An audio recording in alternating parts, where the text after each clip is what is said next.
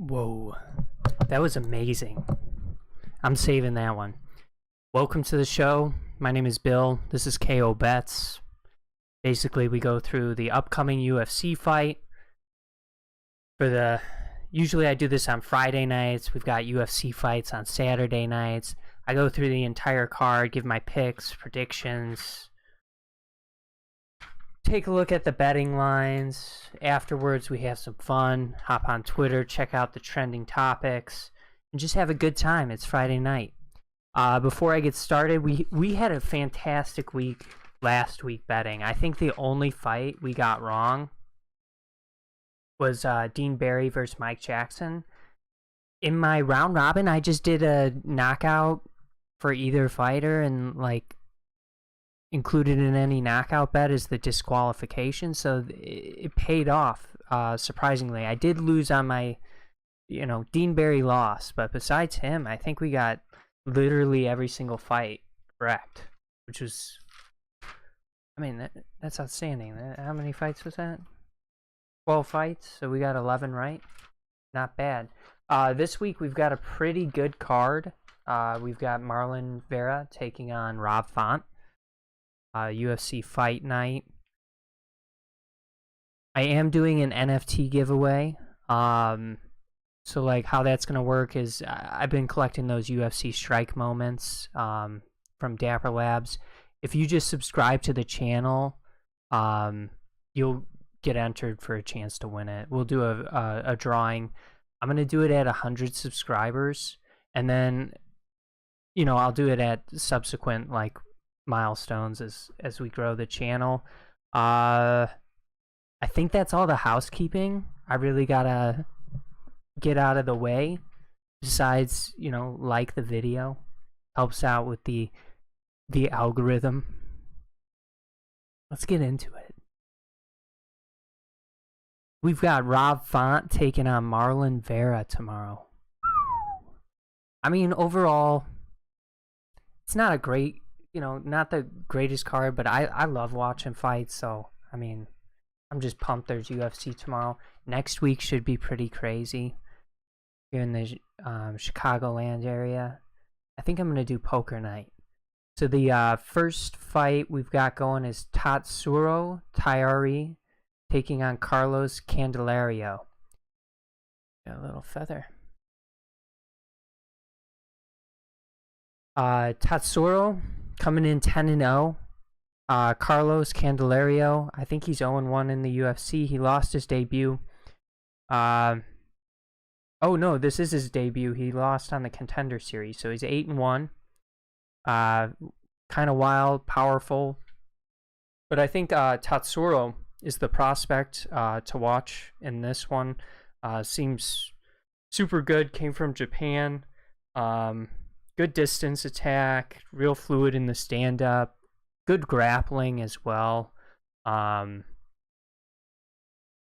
So, it's not like Carlos Candelario's a bad fighter, but I think Tatsuro as the favorite at minus 250 is probably going to be the winner in this one. He looks fast. He just looks like a really well-rounded prospect. So if we're looking at the fight props, I always like to check what the odds makers think. So the fight to go the distance, no, minus 150. So what are they thinking? We've got Tatsuro coming in with 3 knockout victories, 5 submission wins, 2 decisions. And then as far as losses, Carlos Candelario, the fight on the Contender Series, I think it was a decision. So his only loss was a decision. We're going with Tatsuro for sure on the money line. You're just kind of putting stock in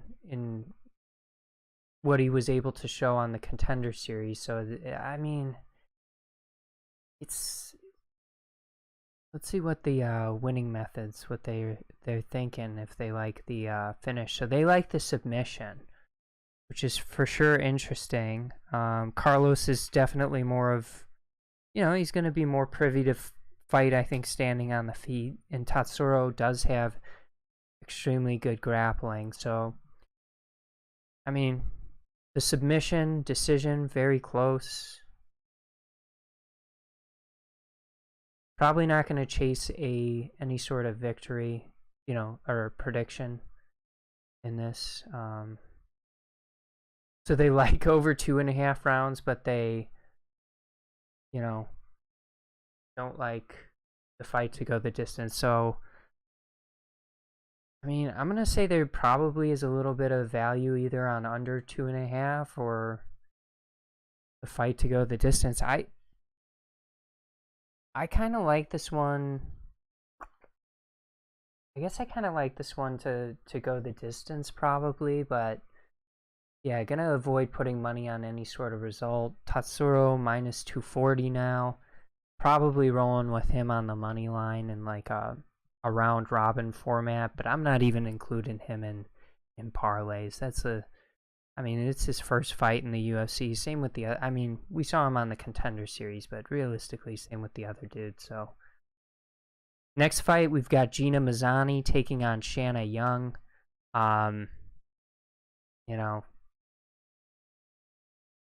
Gina Mazani, she's 1-2 in the UFC. She's coming off of a KO loss to Cochera. Shayna Young, 0-2 in the UFC. Hasn't shown much thus far. Badass nickname though, the Shanimal. Yeah, so Gina Mazzy, she's on her second Mazani, she's on her second UFC stint. I kind of like her on the money line just because of her experience heading into this. Shayna has just been very hittable, as you can see. Yeah, I gotta go with Gina Mazany on this.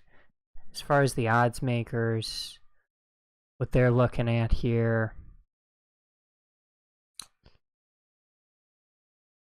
Yeah, they like the fight to go the distance. I think this decision is probably likely. If we're looking at potential results, Shayna Young, 1 KO, 1 submission loss, 2 decision losses. And then on the flip side, the wins for Gina Mazany, 3 KO wins, 2 submission wins, 2 decision wins. Let's check her UFC stint real quick.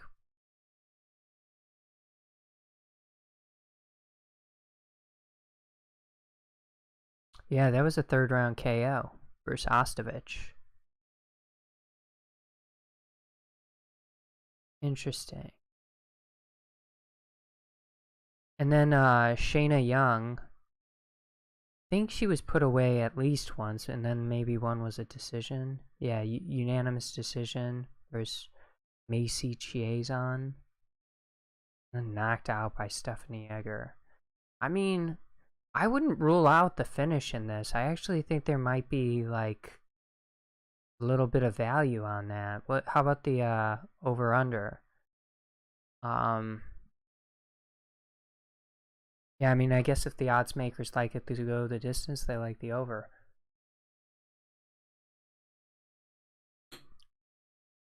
We're drinking Howlerhead tonight. I didn't like it. I bought it because, it's on the mat, but I didn't like it initially. It's growing on me quite a bit though. Not bad. Yeah, we're gonna roll with Gina Mazany on the money line. Probably just putting the money line in like a round robin again. When you're hot, and that's what we were last week. So we just gotta keep it rolling this weekend. Do some money. Like there's one fight with like crazy odds, and we'll get to that later. We all know who that is, but why not like get 80% of the fights right and just like rack up the parlays, do some round robins. So we're gonna go with Gina Mazany, Shayna Young, probably last fight in the UFC. Needs to do a little bit of work outside of the promotion, get her way back in. Not going to go with any sort of prediction on this. Winning method,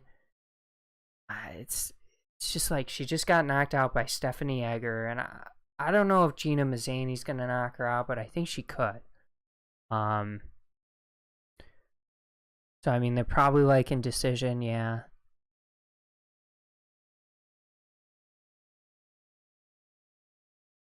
Probably some good. I mean, there's probably some value on that, but don't be throwing a bunch at it. I mean, we got a 7-5 and 7-4 fighter, right? Is that what the odds? Sorry, 7-5 and 8-5. So don't be betting on too much money on records like that. Nathan Levy taking on Mike Breen is the next fight. 6-1. Nathan Levy lost his debut versus I think Rafa Garcia. Yeah, it was a tough decision. So Nathan Levy, definitely karate style, stand up, and has wrestling ability, but I think he got outscored grappling, and we can actually look at that in a little more detail. I hate to speculate with people in the audience here. So I believe he got out grappled in this, like taken down more times. Yeah, but he got some of his own, you know. And Rafa Garcia, like when that Rafa shows up, like he's a decent fighter. So, Crystal Garcia, Mazani by decision, Levy KO. I love it. I love that prediction. So for me, let me see. I definitely kind of do this the prediction part on the fly. So Mike Breen, on the other hand, he just got, he did get knocked out by Alexander Hernandez, and like Alex doesn't really do that to anyone anymore. I would say Mike Breen is gonna want to keep this standing. Yeah, I mean, I forgot he fought Alex Hernandez in his debut. He took it on short notice, so I mean that's a very real possibility for sure. Christo, I'm gonna roll for sure with Nathan Levy, on the money line. See what the odds makers are thinking. So they do like the fight to go the distance. So I mean, the other thing is Nathan Levy. He might get that submission. Like, look at that, the KO pistol. That's plus 700. Kind of crazy, right? I mean, the submission is for sure in play. I think if the fight's on the feet, I think Mike Breen, like, he's just gonna get outclassed a little bit and point struck by Nathan Levy, and then Nathan always has the the grappling in his back pocket. He can shoot for takedowns. As far as Nathan's wins, we're looking at 6 of them: 3 submission wins, 3 decision wins. That's tough. Real tough. I mean, I'm gonna have to. I love the prediction. With all due respect, I'm gonna go with the decision. That's what I'm gonna go with. The Nathan Levy decision. But yeah, probably just gonna put money on the money line. And just doing for sure putting Nathan in the round robin tomorrow. This one's a tough one. Gabriel Green taking on Johann Leinie. And we always pronounce stuff right the first time on this show, so that's what we're going with. Leinie. Gabriel Green 10-3. Johann undefeated, making his debut, coming off the Contender Series. So I think this is the only underdog that I kind of like. Johann, definitely going to be looking to take off Gabriel Green's head. I think he's a decent grappler. The thing that scares me about Gabriel Green is he does have, like, he fought a terrific fight against Philip Rowe. He does seem to be a good competitor, tough, When we're looking at his losses, though, he does have 2 KO losses, and I just think Johann, like, I think, like, technically maybe Gabriel Green is the more, like, conservative and maybe more likely to win a decision, but I'm going with Johann in this fight, and I think he's just gonna go out there and try and take off his head, and if he's not able to knock him out, he's gonna maybe look at that knockdown average per 15 minutes, 9.28. I mean, I think that was just from maybe some skewed stats from the Contender Series, but yeah, I mean, I think the deeper into the rounds we get, like, then maybe the fight starts to swing in Gabriel Green's favor, but I like Johann. You got the Green decision? Yeah. I mean, that's honestly, that sounds kind of good to me. I think the longer the fight goes, I do think Green is.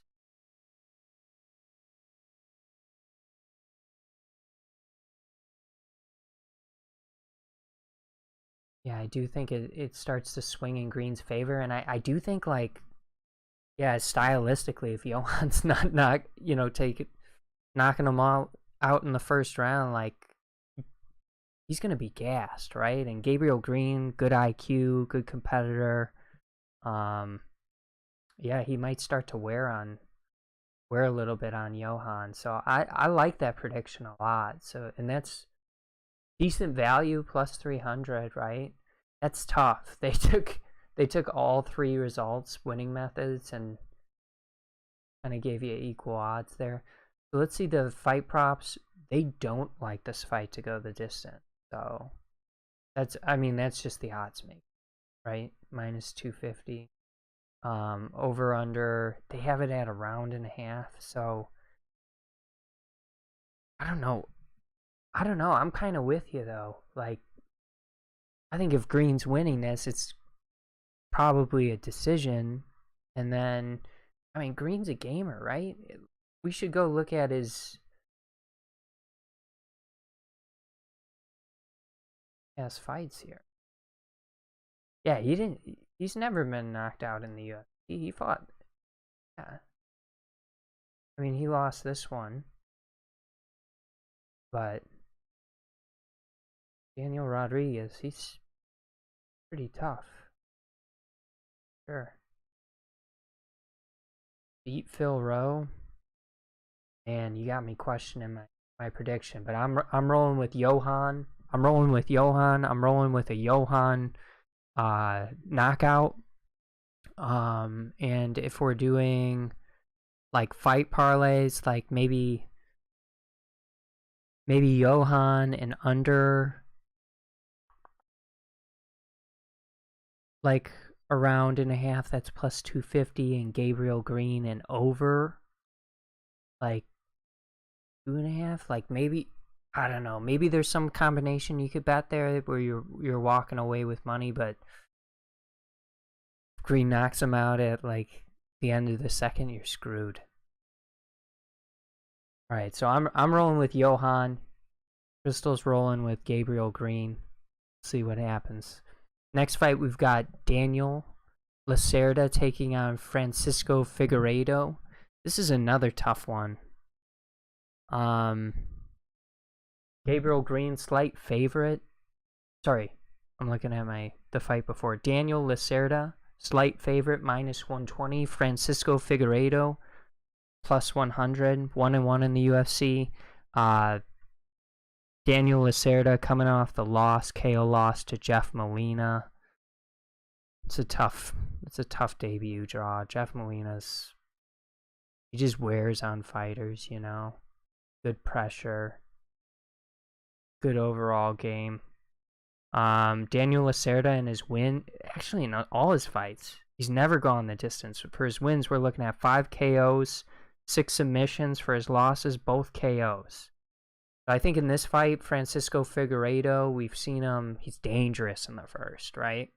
I think before his last fight, which he lost, he might have been like 4 wins in a row in his professional career. So he's definitely a dangerous, good fighter, somehow related to Davidson, but not really sure. I mean, like brothers for sure, but green decision. I put under on a parlay just in case Johann does catch him. Nice. Yeah, that's. I mean, I think green decision's very smart, and I like that value too, plus 300 or whatever it was. So, yeah, I think Daniel Lacerda is who I'm going with on the money line. Like, as long as he can get out of the first round, kind of like the last fight, right? You can get out of like a dangerous round.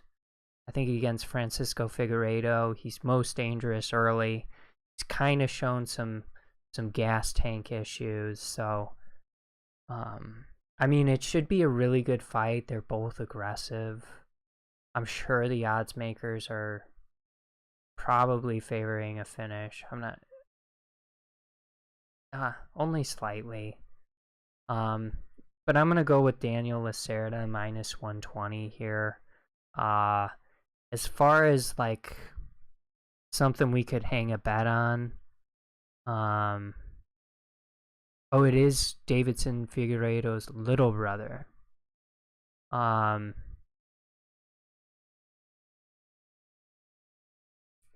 Yeah, over under 2.5 rounds. Like maybe that's something we could look at, is like under 2.5.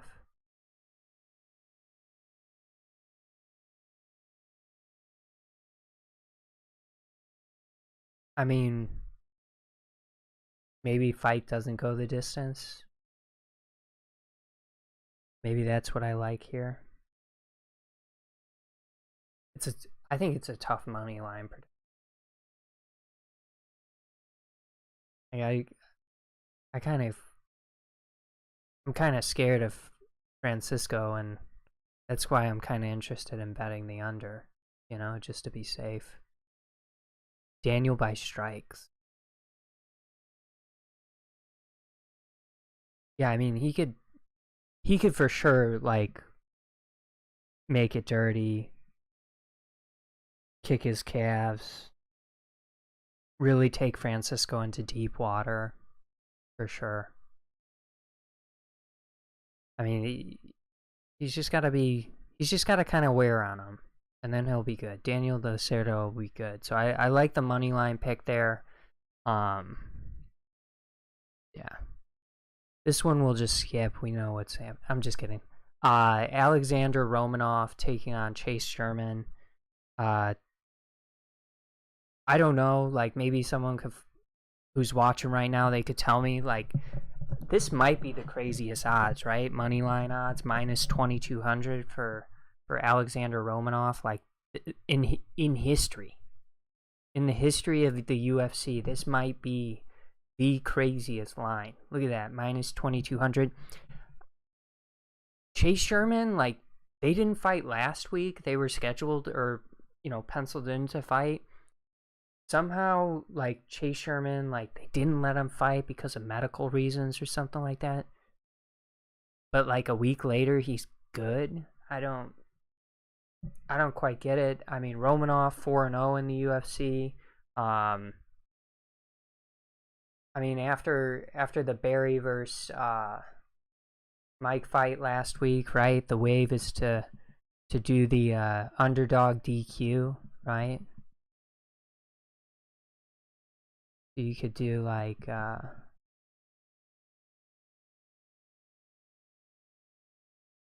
the round 1 DQ by DQ for Chase plus 3,500.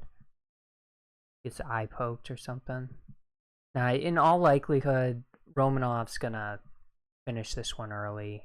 As far as the fight parlays, I mean, well, let's just look at this. Like, fight to go the distance minus 900. Overwhelmingly skewed towards now. I mean, Personally, I would like to see Alexander Romanoff get like a little tougher competition. And I know Chase Sherman was a fill-in, but like looking at his resume, I mean, he's finishing dudes, right? Bandera, KO, Spino. Oh, that was a split. Okay, that might have been like an illegal shot thing. Third. Submission. I mean, he's finishing guys. Second round. I mean, he's gonna finish Chase Sherman, right?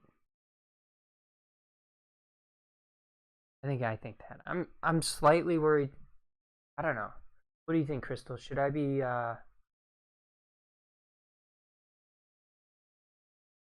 you like the over in the last fight? What do you think about like for fight parlays? If we're doing unders, like they're only gonna have Alexander Romanoff under a round and a half available. They're not gonna have under 2.5. Or oh, this isn't bad. Romanoff rounds 1 or 2, minus 450. That's not bad. I wish you could refine it a little, like just the way you want to bet, you know. Like I would love to.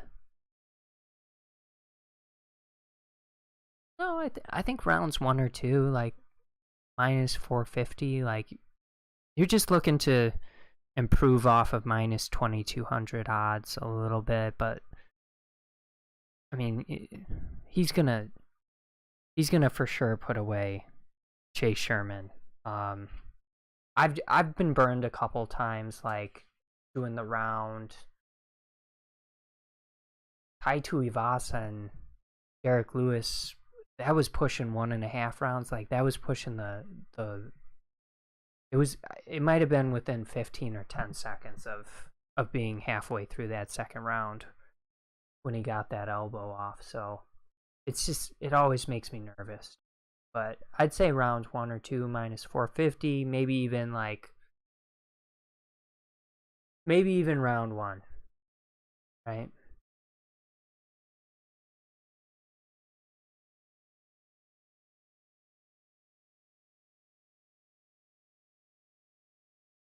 Yeah, I mean, I guess that would be, we could do Romanoff and under 1.5. Like, honestly, that's probably what I'll do. Such a heavy favorite, like he's got to go out and make, right? Christoph Joko taking on Gerald Marchart. This one's a tough one, I think. I think everyone loves GM3. He's a great fighter. Oh, you like the over? Yeah, that's too. You have to make weight cuts. Oh, you're talking about Romanoff? I think Chase Sherman's like, I mean, it's heavyweight. So I think Chase Sherman's like substantial. Yeah, he's 245. What is it, 260 something? Is the weight limit? I'm pretty sure Romanoff's bigger than 240. Maybe he has slimmed down a little bit, but yeah, I would think if anyone had to cut weight, it was Romanoff, but I'm not positive, so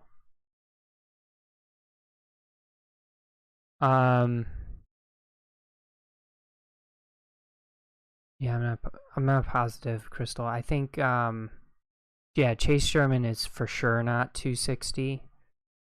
Romanoff, let's look that up actually.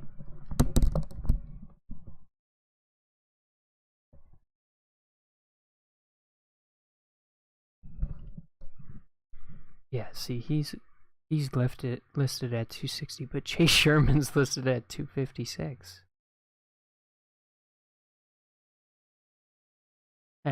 We could watch the weigh-in maybe. I mean, maybe that's a good point. I don't know though.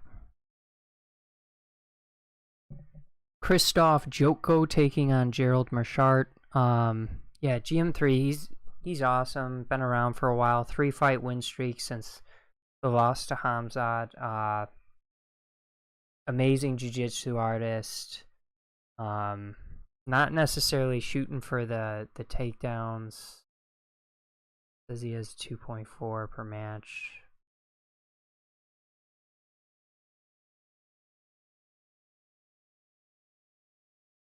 Joko, I'd give him the edge on the feet.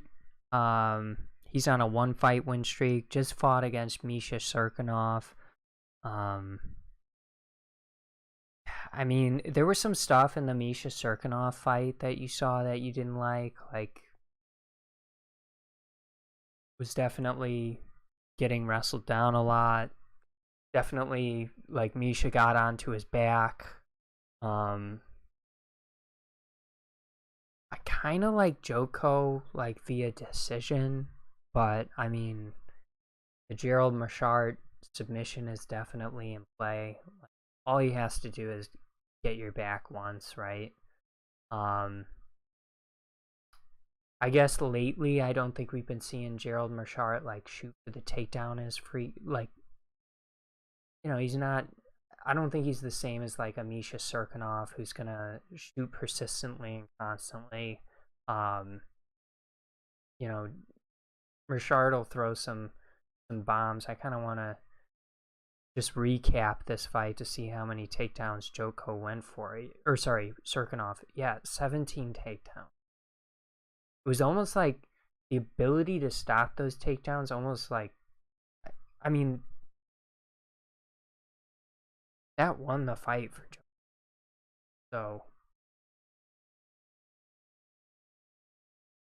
I don't know. Definitely, I think I'm going to roll with Joko decision in all likelihood. Just like him to point him up on the feet.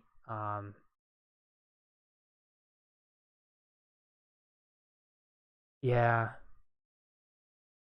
Maybe we could look at the odds real quick, and I agree, Crystal. Like, the Joko just, I mean, Gerald's hot right now. He's got the 3 submission wins, I believe, but I think just stylistically how this fight plays out, like, Joko's very calculated.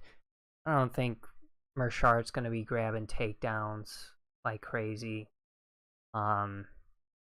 Let's hope he doesn't find his back or anything. Or if he does, it's late in the round. But I kind of like Joko decision. Let's see. So the Marchart submission is plus 300. The Joko decision plus. So I don't even think you can really.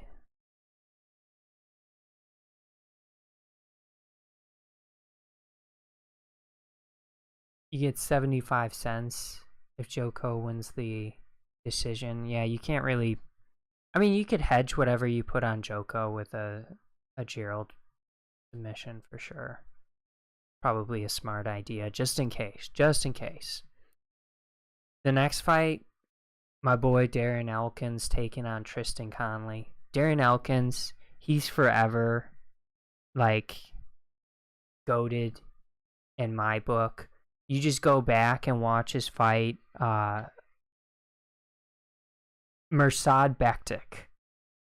That was the fight. It was in 2017. If you go back and watch that fight, he's getting his ass whooped for 2.5 rounds, and then he just wins. And it was like, I don't know, it was just one of those crazy ass fights I'm watching with my friends, and it was just total. It was one of the most badass things.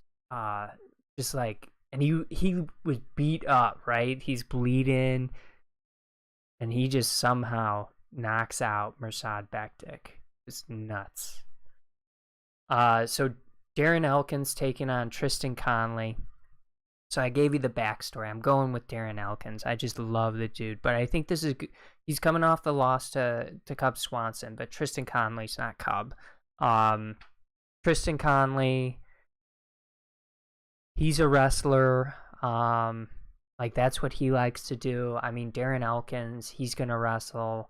He's a dog on the feet, just is down. I mean, maybe a little bit too down to trade shots with his opponent, but I mean, he's awesome to, and I think stylistically, I think this fight goes in his favor. I think he's probably a little bit better wrestler than Tristan Conley. And Tristan Conley, he had the win against Pereira, who tired out, but like Darren Elkins isn't going to tire out, and he's just a different type of fighter. He's just going to grind and wear on Tristan Conley. Love Darren Elkins at -180. Kind of like, I mean, I'm not sure what the over-under is here, but probably like over 2.5 rounds. Yeah, for -210. I'm sure for the fight props, they like it to go the distance. Yeah, I mean, that's probably not a bad bet. Maybe Elkins decision. You got Conley.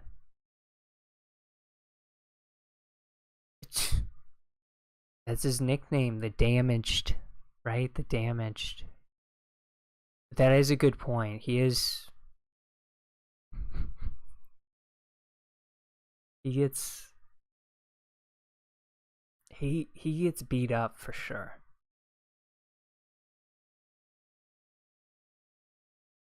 Yeah, I think the over is probably likely. I'm probably going like, I mean, I like Darren Elkins, but maybe the smart bet to hang a little money on is that -210, right? Darren Elkins is -180. Not like, oh, now he's only minus. I mean, it's not a huge difference in return, right? So maybe that's where the smart money is for me. I don't know. I think this matchup is a good one for Darren, but I hear you. He has taken a lot of damage. Next fight, we've got Jared Gordon taking on Grant Dawson. Grant Dawson is the slight favorite at -180. Jared Gordon, underdog, +155. Coming off of a 3-fight win streak. And then Grant Dawson, he's coming off of a draw, but to Ricky Glenn. But before that, he was on a five-fight win streak. I mean, we've seen Grant Dawson have some. Well, I mean, it wasn't even that bad, but he had a little bit of cardio issues against Ricky Glenn. Grappler for sure, very dominant in top position. You know, the question is does he have a gas tank issue? I think this is a fight that probably, I mean, he's got 11 submission wins, but Jared Gordon, his only losses are 4 KO losses, right? And he's got good pressure and he's a decent grappler in his own right. But I think Grant Dawson is the guy who I like in this fight on the money line. I mean, yeah, we just hope he doesn't have like a very horrible round 3 like he did against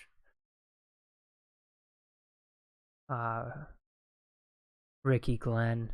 We're looking at what the odds makers are thinking about. I'm sure they like this one to go the distance. Yeah, -190. Winning method, probably decisions is the favorable outcome for both of them. Like, I wonder. So sometimes when you got close fights, and I've been doing it a little bit, not so much. Let's see, a little bit this year. I've been doing it where you like, and there are a few of them where it's like, damn, if this goes to a decision, I could totally see it being like a majority.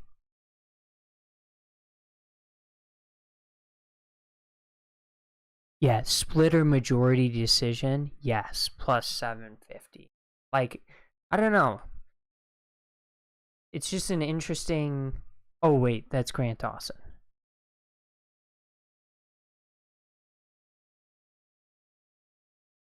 I was thinking just in general, like a splitter majority decision, not even for, maybe that's under, yeah, plus 450. Like, I wonder if it's worth laying a little bit of juice on, like, the matchups where it does seem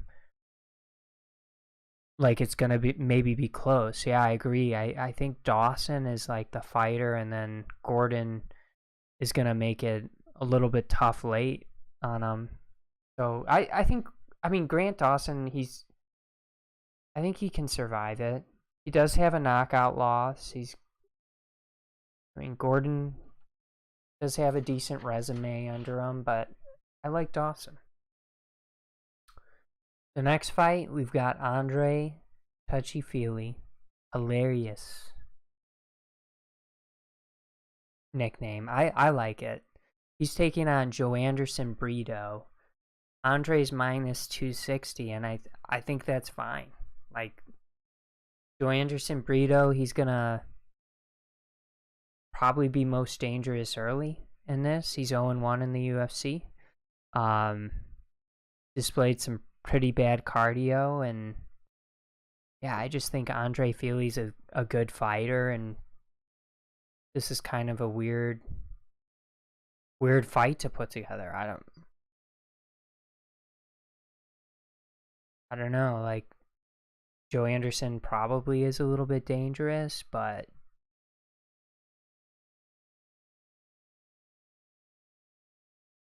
I don't really see any scenario where I would take him on the money line. I mean, plus 210, that's not enough juice on him. Maybe if it was like plus 100, plus 400, maybe that would be something I would consider. But, and they like the fight to go the distance. I mean, yeah, Joe Anderson, he'll be dangerous early in round one. I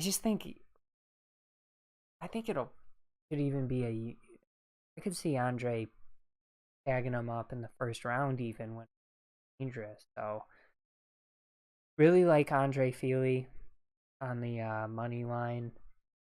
We're looking at maybe some results.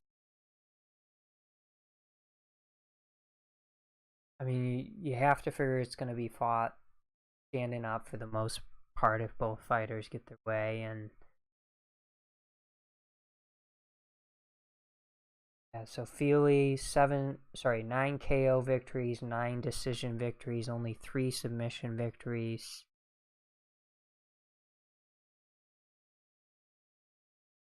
Yeah, again, Joe Anderson, he'll just be dangerous early. So I don't think Andre will get him in round 1, but I'm not sure if I'm really. Maybe I would do Andre Feely and over 1.5. Not good enough. I mean, I like him for minus 2.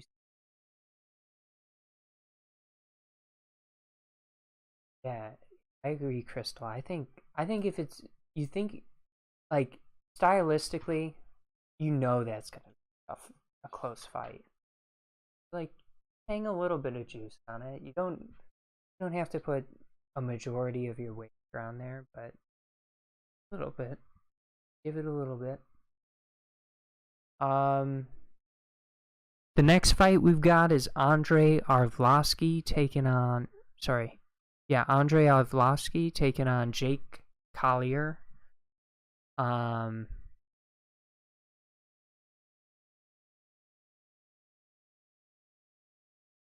That's the prototype. I'll take the stock model. Damn, Jake. That dude looks big. Jake Collier, he's on a 1-fight win streak. I mean, the question is like, is he going to be able to catch Andre? We've seen his last, 3 victories. He's on a 3-fight win streak, and he's a point striker right now, and he does seem hard to hit. Like, against Jared Vandera, he was decently elusive. I think I bet on Jared because I started following him on TikTok, and he kind of interacts with fans, and it's cool. So maybe I was crushing a little bit, but Andre had a good performance in that, and honestly, he was tough to hit. So I don't think Collier is gonna take him down. I don't think he's gonna catch him with anything. I think Andre Arlovski's gonna, continue to basically point strike and rack up wins. I think that's what's gonna happen. You got Collard, he's quick. I mean,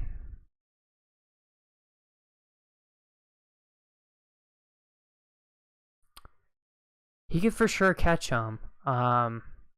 Just the way Andre's been fighting. I mean, he's been like not fighting almost. He's just like taps his opponent and gets out of there as quickly as possible.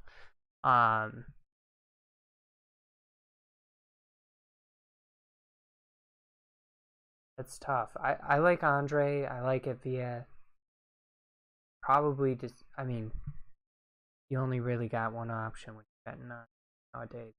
It's the decision. So, do you like something? Do you like Collier to finish him, or do you just maybe like his speed? And I mean, he's the underdog, plus 110. So,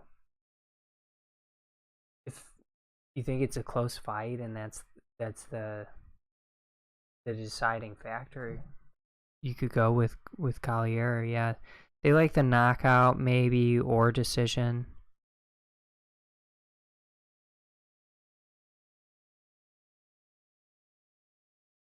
They're gifting it. Plus 120. Yeah, I mean, that's not bad. Plus 120. Like, he's not gonna. There's no way he's gonna.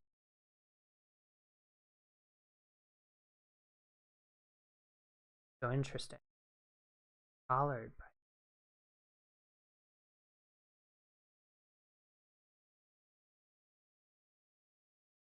Plus 300. Okay. We'll keep track of this. Rob Font taking on Marlon Vera. Rob Font, slight favorite. Minus 135. He's coming off a loss to Jose Aldo. Marlon Vera, he's on a 2-fight win streak. I mean, this is one. I'll just go ahead. I think on the money line, I'm rolling with Marlon Vera. I think he's a little more dynamic as a fighter, but like he's such a slow fighter, right? How many 5-round fights has Marlon Vera even been in? I don't think any. And Rob Font has that experience, and he's a terrific boxer. Great, incredible jab. Can't overextend with his power shots, but I kind of think Marlon Vera definitely has the tools to beat him. He kicks hard. But you just look at like some of the stuff he does, and it's so frustrating. Like against Frankie Edgar, I mean, he was losing the fight, and then he had to really press in the 3rd round to, and he was able to score the knockout, but he definitely was losing the fight, in my opinion. So, I would hate to see Marlon Vera like just give away the 1st and 2nd round, because I don't know if it's possible for him to win a decision then against a guy with like Rob Font. Rob Font never been knocked out in his career. Marlon Vera never been knocked out in his career. Never been finished in his career. Both are very durable fighters. Rob Font missed weight by 2.5 pounds or something. So, I don't know. It'll be... Yeah, 2.5 pounds. Yep. Yeah, kick out that lead leg. I love it. I mean, that's how you beat the jab, right? You're kicking out that lead leg, and I mean he does kick hard. It is a tough fight. You know what I like more? The over. The over for sure. Like if we're talking intelligent bets, what is it? Oh, the over-under's at 4.5 rounds? What the hell is that? I mean, both are durable. Can we get maybe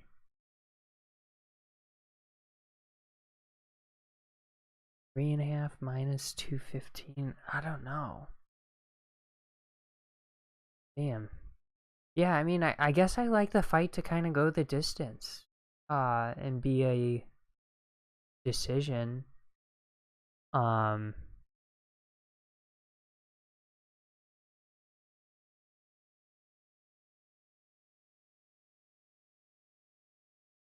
Man, I guess it usually is 4.5 in the title fights. That's where we'll see the line at. It just, I wish it was at 3.5. You know, especially after that Vera versus Frankie Edgar fight.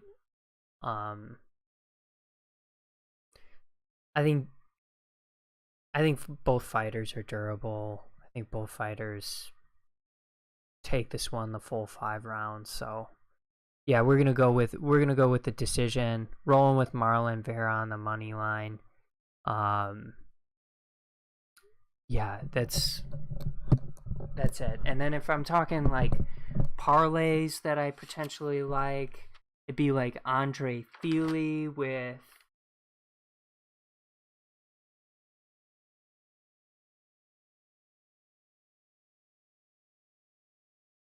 I like Andre Fili with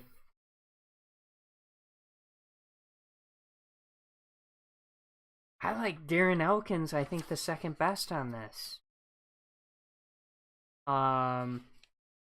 Maybe Andre with like we could do like so for Marlon Vera, Rob Font, like the over. Andre Arlovski versus Collier, like the Andre decision. Feely, like the money line there. Grant Dawson, money line. Darren Elkins, Christoph Joko,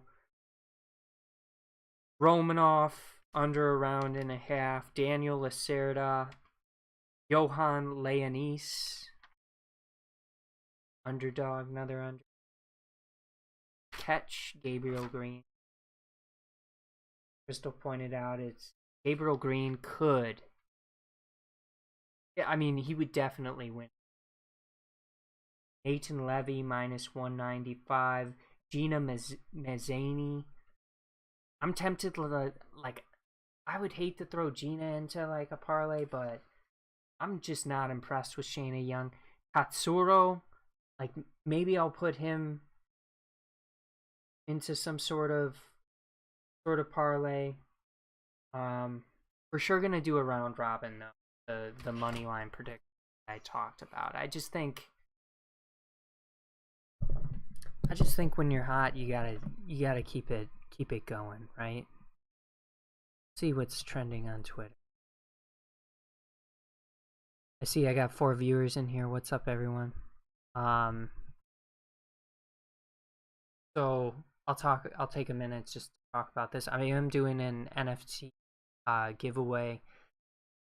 I've been participating in the UFC strike drops. I was a big fan of NBA Top Shot, and I still do those a little bit, but doing the UFC strike drops, got a bunch of moments, trying to collect them all. But basically, once I hit 100 subscribers, give it away to a random person that's on the channel. And we'll just do, like, as I grow the channel, we'll just do some miscellaneous, like, giveaways here or there with those. It's not much, but it's free, and, like, it is cool. You know, I'm thinking about investing in, like, a picture frame that I can put in my memorabilia case and just kind of cycle through my NFTs. I think that would be pretty cool. But yeah, if you subscribe to the channel, you'll always be eligible to win. I appreciate you supporting the channel. So trending, Dean is trending. Who's Dean?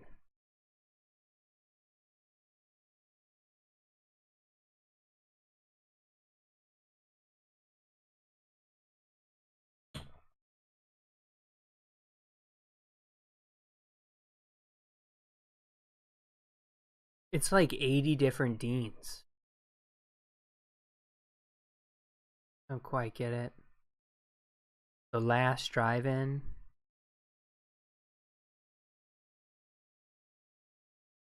Okay. There was a drive-in. I mean, it wasn't too far away. It was maybe like 15 minutes away from my place, and I drive by it on the work, and yeah, it closed. But it was a fun place to visit. Cash App Friday. That's got to be like a paid thing. Maybe it's like Cash App trying to take advantage of Robin Hood publicity. And let's not speculate though. Let's click on it. We're giving away 10K in Bitcoin right now. QRT with your search. Wow. That's the type of giveaway I need, right? To get trending on Twitter. We'll get there. We'll get there eventually. Probably a football trade, love after lockup. Cook, Sky Moore, Legends of Tomorrow. The Bears. Come on.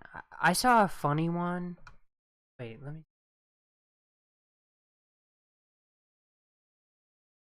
I saw a funny one like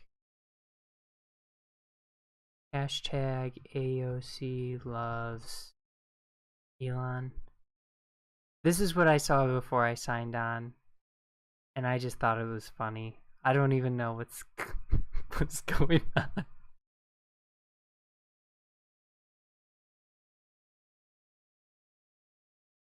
With the memes, friend zone. I don't know what's going on with them. I assume it's something about Twitter. Tired of having to collectively stress about what explosion of hate crimes is happening because some billionaire with an ego problem unilaterally controls a massive communication platform and skews it because of Tucker Carlson or Peter Thiel took him to dinner to stop hitting on.